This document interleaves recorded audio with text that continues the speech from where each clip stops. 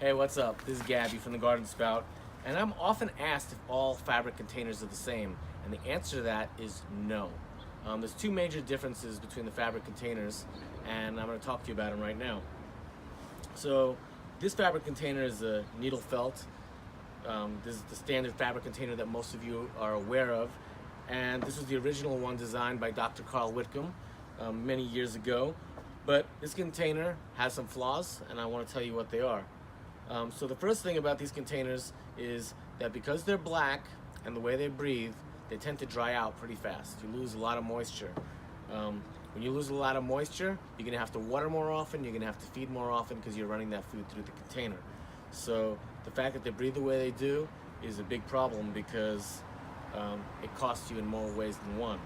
The next problem with them is if they're on the ground, if they're on a tray, there's no air getting to the bottom of the container. And what happens is the roots don't get pruned because this is an air pruning container.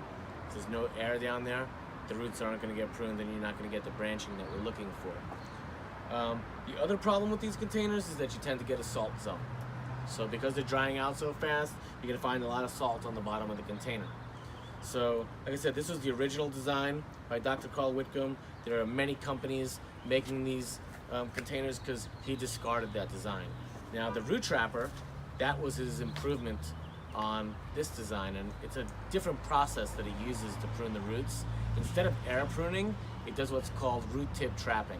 The root grows into the bag and it gets stuck. Because it's stuck, it's forced to branch. That process happens over and over again, creating an extremely fibrous root system. Now, so this container, because it's white and it's lined, okay, the root zone stays much cooler, and it's also going to conserve moisture. If you hold it up to the light though, you can see that it does breathe.